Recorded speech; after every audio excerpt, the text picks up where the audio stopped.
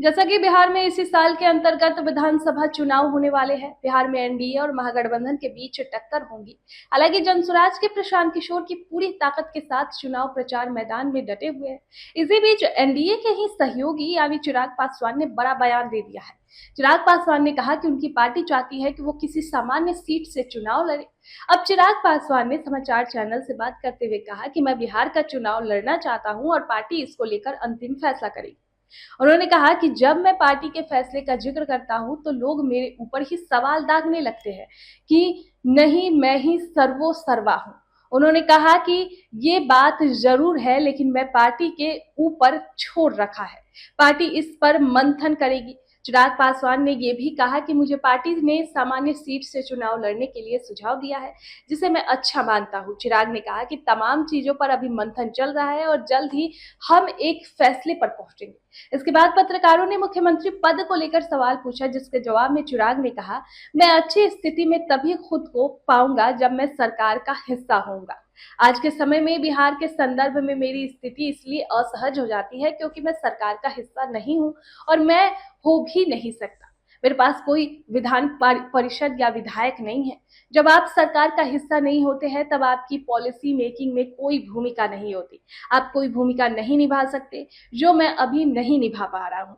विधानसभा चुनाव के बाद मेरी पार्टी कम से कम उस भूमिका में आएगी।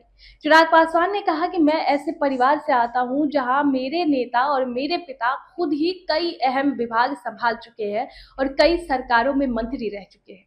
मेरे मन में कोई लालसा नहीं है। अगर कोई लालसा होती तो मैं 2020 का चुनाव गठबंधन के साथ लड़ता। मुझे 15 सीटें दी जा रही थी, 12 से 13 विधायक मेरे जीत कर आते, 3-4 उसमें मंत्री बनते और मैं खुद केंद्र में मंत्री होता। चिराग पासवान के हालिया बयानों से अब ये साफ है कि वो 2025 के विधानसभा चुनाव को लेकर पूरी तरह सक्रिय है और खुद को एक निर्णायक भूमिका में देखना चाहते हैं।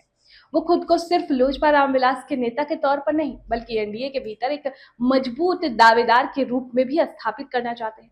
चिराग का ये कहना कि मैं सरकार का हिस्सा नहीं हूं इसलिए असहज हूं, सीधे तौर पर ये संकेत देता है कि वे सत्ता की भागीदारी चाहते हैं, न सिर्फ सीटों की गिनती में बल्कि नीतियों के निर्माण में भी। उनका ये भी दावा कि उन्होंने 2020 में 15 सीटों का ऑफर ठुकरा दिया था, उन्हें एक आदर्शवादी लेकिन मजबूत नेता के तौर पर पेश करने की कोशिश है, जो पद के पीछे नहीं, विचार के पीछे है। बिहार की राजनीति में पीके, तेजस्वी, नीतीश जैसे बड़े नामों के बीच चिराग अपने लिए एक निर्णायक सहयोगी की भूमिका तलाश रहे। राजा है न मंत्री, पर जिसकी बात सुनी जाए।